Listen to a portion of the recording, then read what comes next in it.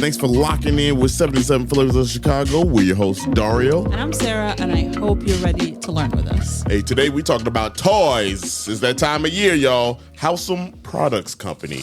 You're gonna learn today. But first, how y'all doing? That's good. I'm happy that you are doing it good. We love assuming the best for you. Yeah. How you doing? Good. Yeah? Yeah. How are you doing? I'm good. One word answer today? Cool. That's what this podcast is about. Let's go. No, I'm good. I'm a little tired. I feel like my eyeballs are... I've been sitting and sewing. For looking at them small ass things. Small-ass things. Yeah, that I broke my needle on my sewing machine for the first time today, and I'd never changed it before. So not this machine. I've changed a different one, but I had to learn how to change the needle on my sewing machine, which I did that. This one is heavy duty though, ain't it? This machine I have? Yeah. More heavy duty than the one you had before. I would say the one before, so the one I had before is from the 60s. Mm-hmm. It's a Sears Kenmore. And I love it. I just don't use it as much because it probably needs some maintenance. And you still got it, right? Yeah. Yeah, I still got it. Unless you threw it out. No.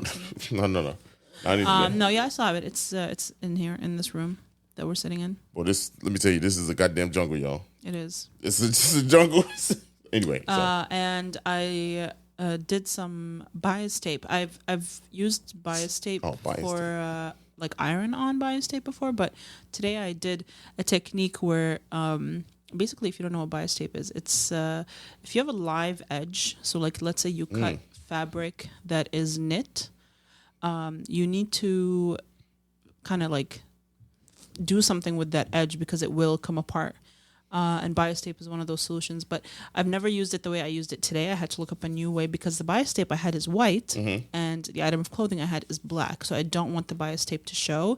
And the way I've used it before is it kind of like becomes part of the outfit. So like you fold it over the front edge of the item so you see it, but I needed it to be all completely in the back. So I kind of did a way where you tuck the live edge in the crease of the bias tape and then you sew it in on the inside, which I'd never done before. So that was cool. Interesting. Yeah. Yeah, that is that's complicated. For those it really isn't. I just I'd never done it before. For those of you that sew, y'all with it. For those of y'all that don't, me. I'm self-taught, so I'm still learning. I've made quite a few things already. I've made like a few dresses, some skirts, a ton of bags because that's what I started out making. That's still like your secret talent you don't really talk about. I know. I'm also like really good with fixing, like if something needs to be taken in or like hemmed or girl. And I like to learn. Like my sister is like the one person that always comes to me. She's like, "Can you do this?" I'm like, "No, but I can figure out how to do it." And so I've learned a lot of things because she's requested a lot of like. It's always good to have a test subject, that lets you do things. I agree. Yeah. You rocking and rolling. For me, because we both kind of along the same thing. It's a good week. Y'all, the studio is about to be open. We moved in as of this recording. We moved in, got the keys. Parties in 2 weeks. We pulled up. Y'all probably like, why are you having a party for a goddamn studio? Man, we got to let people know. We got to let people know we out here, man. We out here shooting photos. And we're out here photographing. Yeah, photographing. And so, I'm excited about that for real. Like, because I feel like that's going to be a new, I was just thinking right before we turned the mics on, man. I'm not even joking with you. I was like, damn, I went from quitting my job 2.5 years ago. Actually, almost three. 3 in February. Yeah. And now opening up a whole studio. Yeah. Still no job. Right. Damn. Well, I mean, I feel like anything's possible. No 9 to 5. No 9 to 5. I got a job, y'all. You got a 12 to 12. 12, right, to 24 to 24. 1 to 24. That's what I got. Damn. It's I'm happy about it though. So that's been my week. My camera come back this week. Hey, finally. My God. You said, please. I'm talking about this. No, I'm excited for it to come back. God damn. I'm also. It's officially daylight savings. Boy, that's kicking ass already. Well, here's the thing. You remember you said you're excited for daylight savings because you hate waking up when it's dark. I know it's a give-take relationship. Today it was dark at 5. Man, this shit is crazy. It's supposed to be dark now, but like, God, dog. Yeah. Like it gets dark way too early. I walked Campbell at 4, and it was already kind of like the sun is setting. Man, how are we supposed to function with that? Like, what? I don't get how that happens. Like, how does the sun? We're moving. You know how the Earth rotates? Yeah, I get it. Okay, well, I mean, I get it, but I just don't get it. Like, I don't get it. It don't make no sense to me. I mean, it should. We're moving away from the sun. Yeah, but still, it still don't make no sense how all of a sudden all we did was change months, and now the shit is just we super didn't dark. Just change months. Man, look, I know. All right, Neil deGrasse Tyson. I mean, it's actually probably like first grade science. Yeah, still, I'm just saying. I hope for some people. Some people still think it's flat, so I don't know. I don't know how they justify this. Man, look, people gonna be saying some weird shit. How do people that believe the Earth is flat justify the change in seasons and stuff like that? They don't change. They don't justify. Their brain don't think that far. That's what it is. Brain don't. I might actually go down that rabbit hole. Don't do that. Don't do that to yourself. Trust me, this week we're about to go down a long enough rabbit hole. We've been down a long enough rabbit hole, so we good on more rabbit holes. Speaking of rabbit holes, you want to get into because this week we gonna talk about everything we basically did this week, along with the topic. Because this episode, if you watch the YouTube, you're gonna see it was fantastic. Like we stumbled across some shit, y'all. Yeah, and this week's YouTube is very different than this episode, so go watch it because there's some really cool visuals in there. I mean, it might not be too different because we're gonna talk about it. I mean, we're gonna talk about the same stuff, but there's more in the way more here. I put a lot of visuals. Yeah, lots. You get to experience that, which is really cool. But today we're gonna talk about Halsam Products, and the way I found out about this was. One of like my favorite TikTokers. She does. I'm gonna gatekeep her because she only has like 90,000 followers, and she is my friend now. She's not my friend. She doesn't. I'm about to say, damn, what's up? I should DM her. Anyway, she made a video about she likes to thrift and then she likes to come home and like put things away, right? That's her. So she's like, come put away my thrift finds with me. And I love watching them because I love to thrift and I love to see how people style things that they thrift. And sometimes it opens my eyes to things in the thrift store that I wouldn't think to buy. You know, of course I need more things. Yeah, you need more ideas. Like I'm not there every week. But so one of the things that she got were these dominoes. And she said, oh, these must be vintage because they say, or they must be, she said vintage because they say Halsam Products on them, made in Chicago. And she said, I don't believe this company exists anymore. And of course, my brain went ding, ding, ding. As it should, 77 represent. I exited the TikTok app and I went and looked up Halsam Products. And I just went down the rabbit hole. Lo and behold. Yeah, it was so much information. My God. She was right. The company does not exist and Halsam Products does not exist anymore. But the story is incredible. And it's really cool. And I think it gives Chicago a lot of credit. So super cool. I was like, let's talk about it. Yeah. Well, this story starts out in 1917. It was started by two family members. It was a brother-in-law situation. Harold Elliott and Sam Goss Jr. Yeah. They were. But Harold went by Hal. Yes, and Hal was he married Sam's sister, so that's how they were connected. Anyway, they had said, "Hey, let's make a company," right? And so the company it started out as do you know how they became friends? Because they're brothers-in-law, but do you know how they became friends? Talk to me. So Hal was a clothes dealer, an insurance salesman, and he married Sam's sister Hazel, and they lived in the same house. So for several years, makes sense. Yeah, they lived under the Goss family home.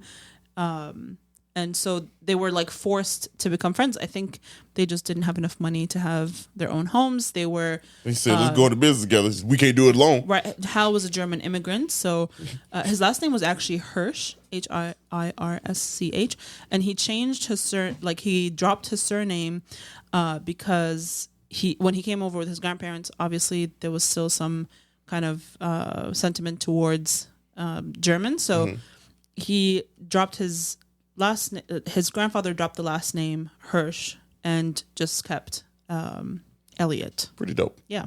They started that company. So I mean that's kind of crazy that they just did this. So it kind of lines up with how this started. So they actually started, like I said, 1917 over there, believe it or not, in Ravenswood, 4114 Ravenswood. And that building is not there, right? It's not there anymore. In its place, y'all know what Ravenswood is. It's like that long-ass art district of everything. It's a really cool area. If you haven't been. It's always cool. There's like a coffee shop. It's right by Deegan. Literally across the street from Deegan. You can see the tower from there. If you remember that episode that we did. There's also a really cool press there. One of the last pressers. What's interesting is that they started. That's literally what I was going to say, but thanks. Oh, my bad. Okay. You thought that segue was random? I mean, shit, sometimes what I was going to say you know what I mean? is Starshape Press, which is one of our favorite press shops. I've actually ordered gifts from there before. Make really cool. We just name dropping this episode. Things. I mean, it's just in the area. I'm just saying it's good. That's good. I'm not knocking it. And both guys worked at a printing press, and so that was just my cool connection. There we go. They started out making blocks, dominoes, and checkers, and the kind of the point of it, they made like safety block type of things, right? Like in safety blocks, it's just something that. Wooden blocks that could be safe for kids. It's just, and that's all they pretty much did. like non-hazardous kid toys. Yes, exactly. The paint was probably lead, but that's right. They didn't know nothing about that. That's not their fault. The technology wasn't advanced and knowledge wasn't up. Fun fact about them: they were one of the very, very first companies to license or to get a license from Disney. They had like Mickey and Donald and all that kind of stuff on some of their toys. So I read somewhere, I cannot remember where I read it. It's probably this article that's right up in front of me. But Disney thought, hey, this is a good idea to start licensing our things. Yeah. You know what I mean? Like to spread our word. Why not rock with them? And so they did, because obviously they were in the kid market. Yada, yada, yada. Did you know that Sam Goss's dad supposedly invented the printing press? The rotary printing press. Oh, wow. Yeah. Some people say that Sam invented it. Some people say his dad invented it. Some people say his dad invented it and he kind of took credit and like used it for toys. But yeah, the rotary printing press. Isn't that crazy? Who died first? That's what it is. There's even a patent application from the 1920s. Who name on it? It doesn't say junior or senior. It just says Sam Goss. Oh, that's crazy. Well, that's got to be Sam. It's got to be the Pops then. Why? I mean, Pops ain't in the habit of writing junior. Maybe none of us was in the habit of writing. He would have written senior. But would he? Was that a thing back then? Know. Yeah, I mean that's what they're saying. They're saying it doesn't say senior or junior, so we don't know who actually. I'm leaning towards dad. Maybe not because at that point they were already. Yeah, right. They was already popping. Yeah, so maybe. That's a. I know. Well, we got the rabbit hole. Let's go. Yeah, but senior died in 1922. So. 5 years after this? 2 years after the patent was submitted. Okay. So, yeah, well, I mean, I don't know. Ooh, that's a good one. Anyway, back into toys. So that's what they were doing, right? That's what they're doing. Now, here's where the story gets real interesting. They had thought, good idea, because their blocks already had like grooves in it and kids were kind of like stacking them. And so what they were thinking. Yeah, they had those like letters on the side and pictures and stuff. So they were like, why don't we make like a log cabin, Lincoln Logs things for people to build shit?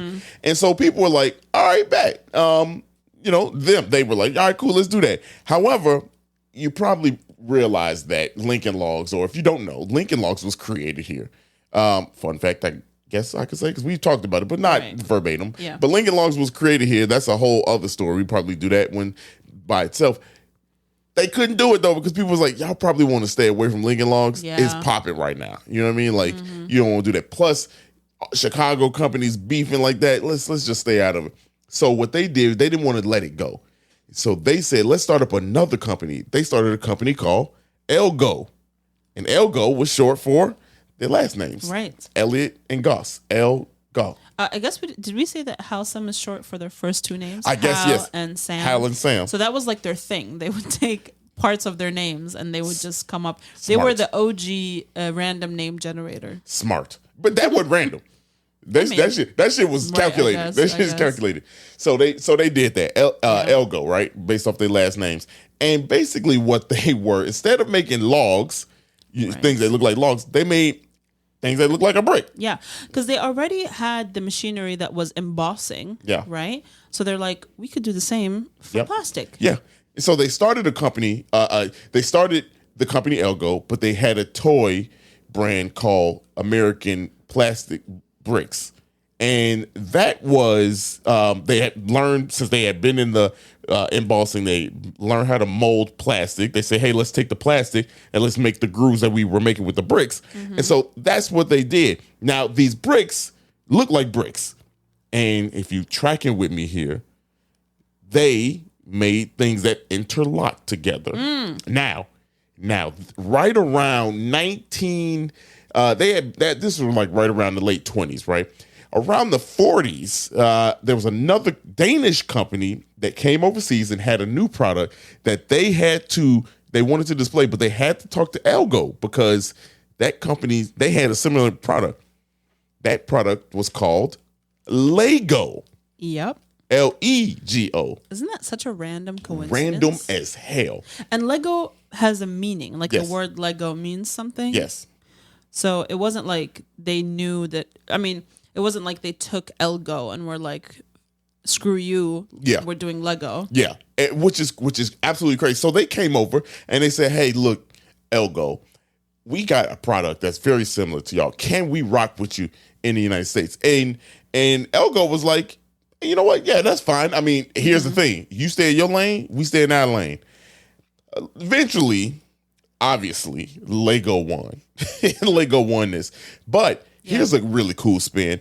They eventually sold to Play School. And if you ever wonder why Play School has like those big pastel looking bricks and bright color bricks, well, that was them. Yeah. And that was they bought Halsam.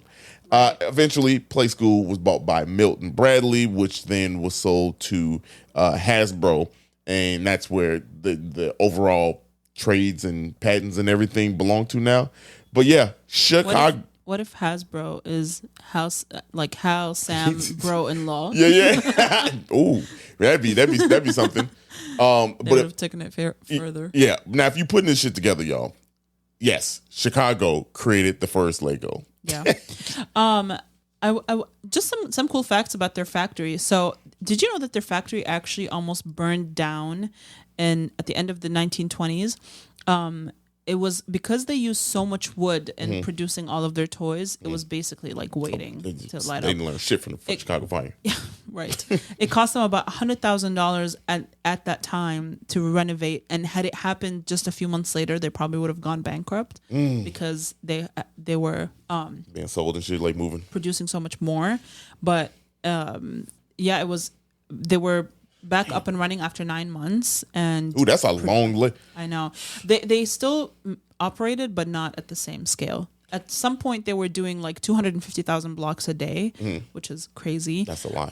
Another cool fact that there were an equal amount of men and women working in the factory, and that's not too surprising because this is after World War I, and women were in the factory, and then you hit the Great Depression, so anyone that could work was working. So I wouldn't say that this was necessarily because they were very progressive, but probably because women needed to work during that time.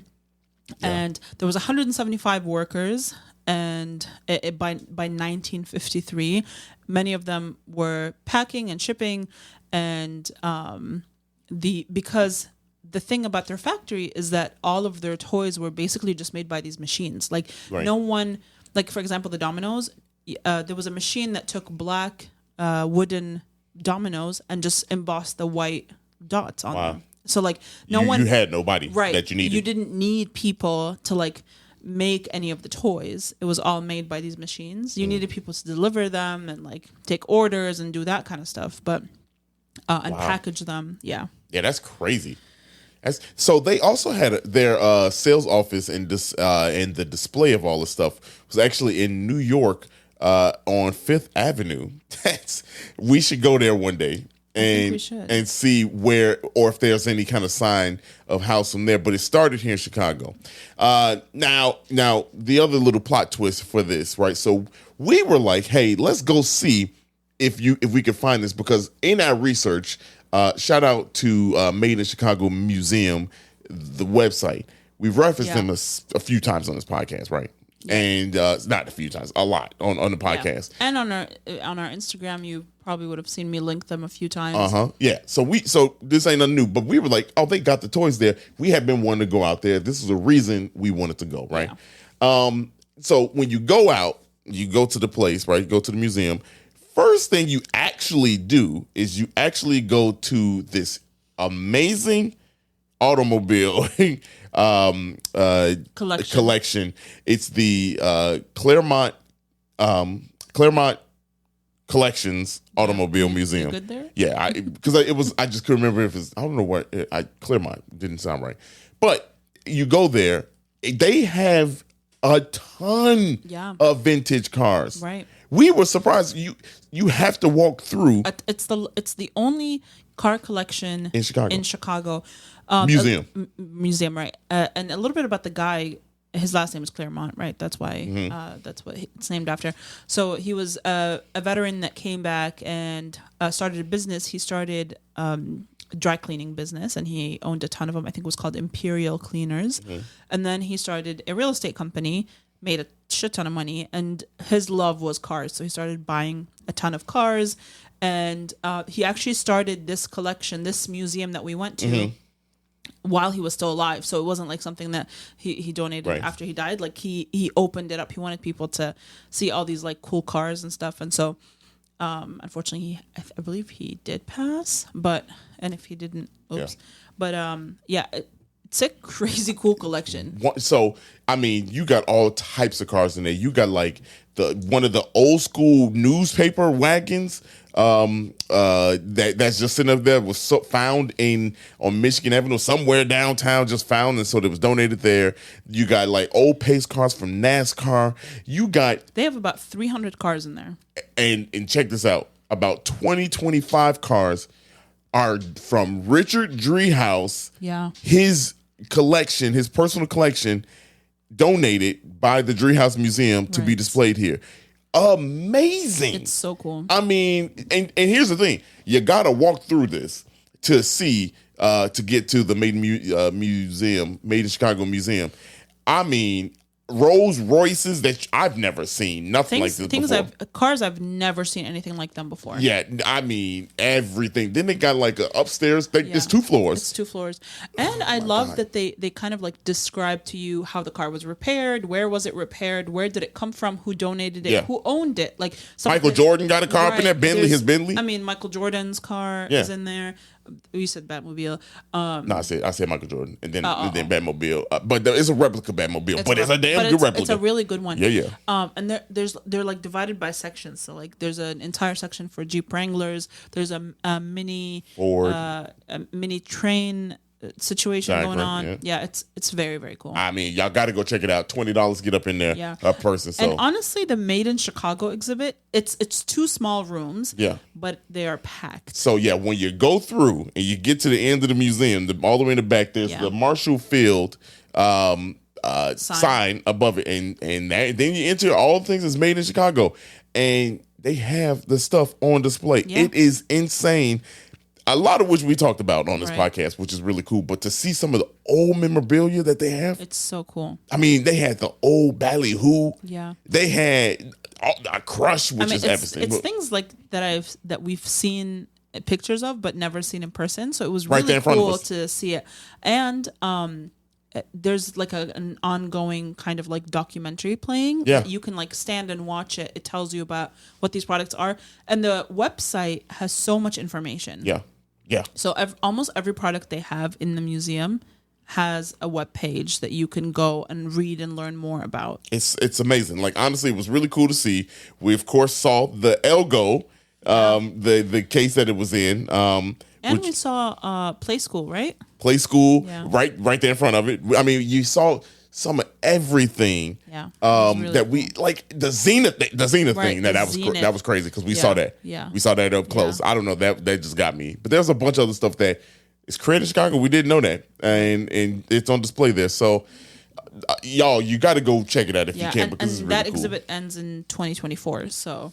You got a few weeks to and go it's see it. Wow, damn. And they have a parking lot, so you don't have to worry about parking. Yeah, it's good parking too. Not bad. It's not bad. Decent. The car collection, amazing. That was really cool. Yeah. So there you go. Another dope thing made in Chicago. Yeah. That's it. That's all I got to say. Yeah, so if you enjoyed this episode, please share it with someone you love. Check out our Substack that'll be coming out on Friday to learn a little bit more details about this.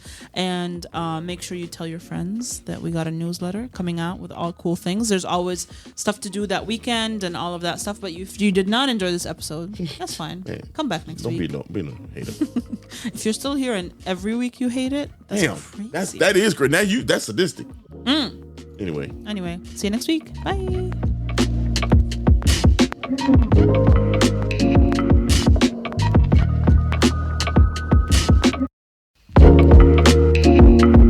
Thank you so much for listening to today's episode, and we hope you loved it. And if you could, please follow us on social media at 77 Flavors Shy on Instagram, Facebook, TikTok, and Twitter. If you have any ideas or deep dives that you'd love us to do, please contact us at media@77flavorsshy. That's the number 77 flavors and shy for Chicago.com. If you like visuals, please subscribe and follow and watch us on our YouTube channel at the same thing, 77 Flavors Shy, or search 77 Flavors of Chicago. If you would like to support us monetarily, go ahead and click that Buzzsprout link in the description of this episode. And as always, we gonna see you next week. Peace.